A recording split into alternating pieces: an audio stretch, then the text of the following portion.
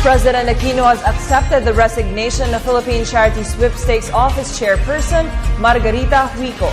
According to Communications Secretary Sonny Coloma, the effectivity of Huico's resignation will be upon formal written acceptance by the President.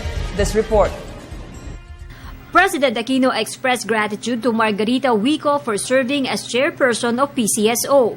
PCOO Secretary Herminio Coloma Jr. said the President acknowledged Huico's service to the public that began during the administration of his mother, the late President Corazon Aquino. President Aquino thanks Philippine Charity Sweepstakes Office Chairperson Margarita Huico for her dedicated service to the government and the Filipino people.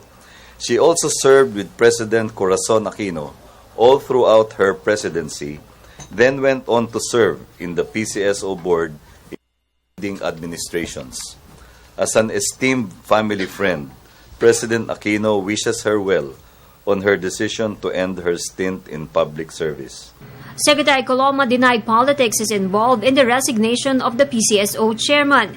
He also denied it has something to do with the incident that happened to DILG Secretary Mar Rojas at the Wakwak Golf and Country Club.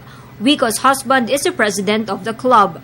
Hindi ko natunghayan mismo yung kanyang sulat, pero ayon dun sa isang nabasa ko na kanyang salaysay sa kanyang mga mamamahayag na batid ko ay kaibigan niya simula pa nung administrasyon ni Pangulong Cory.